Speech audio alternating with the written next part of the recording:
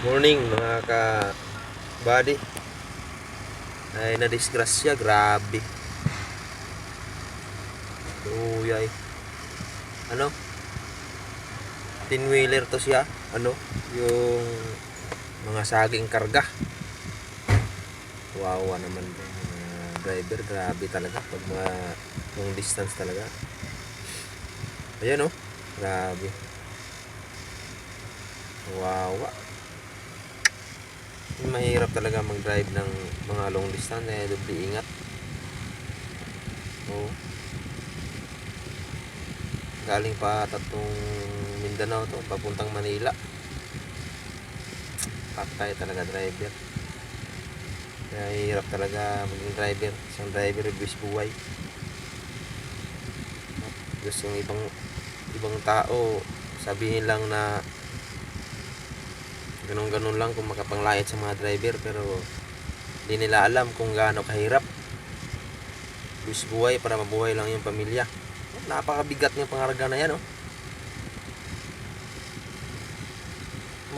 Mayroon lang kakalas dyan kunti sa mga pisa. Alam mo guys, hindi naman sa yung mga comment, yung ibang comment matutulin daw, pero hindi nyo alam yung mga truck na mayroong biglang bumigay, yung mga katulad ng mga draggling, mga tie rod in. Pag yan bumigay, yung mga tie rod in, kung saan na yung pit yung monobila mo, ay yung gulong mo, doon na yun, dire-diretso na yun. Hindi na pagpihit ng manubila mo, pag maputol yung mga rocker yung yung mga tie rod in at saka draggling yan, pag saka mawalang kang preno, yan isa yan sa mga cause ng disgrasya. Hindi yan sa patulin. Oh, yung mga walang alam diyan nagko-comment, hindi yan. Ayun guys, oh, hindi natin alam kung ano ang dahilan yan. So sa comment daming sinasabi na puro pang sa mga driver, no? Patumatulin. So kung hindi tayo driver, mga body, kung hindi tayo driver, wag na lang kayo mag-comment ng ganun, kasi pag mabasa ng pamilya yun, nakakasit kayo ng damdamin. Oo. Ginawa naman lahat yan. Alam nga naman magpabagal-bagal yung mga yan, mga saging yung pangarga niyan. May inahabol yan na mga schedule sa Roro, sa tawid dagat. Ito mga utak bulinaw itong mga ibang nagko-comment. Wala talaga yung alam sa mundo ng tracking, oh.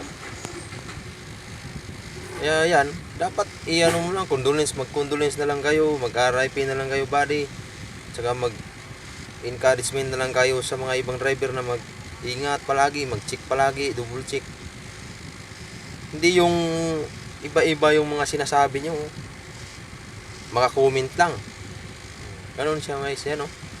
Grabe kawawa yung driver talaga. Buti nakatalon daw yung painante niyan. Yan yung buhay namin mga kababayan, no? Buhay trucker. So yan,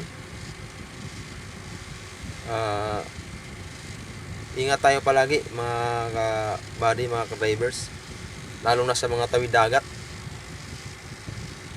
Oh, saludo ako sa mga driver na yan, yung mga tawid dagat, kasi yan talaga, bilang lang yung araw mo dyan, buhay mo dyan, kung may bumigay sa unit mo. Hanggang dito na lang.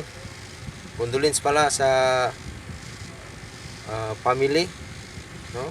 RIP buddy. No, kung ano man nangyari sa iyo, yan na lang ang maano ko. Condolence sa family. Salamat sa mga araw na naghatid ka ng mga pangarga dito sa Manila, no? O pala, nandito ako sa Manila ngayon. Condolence buddy.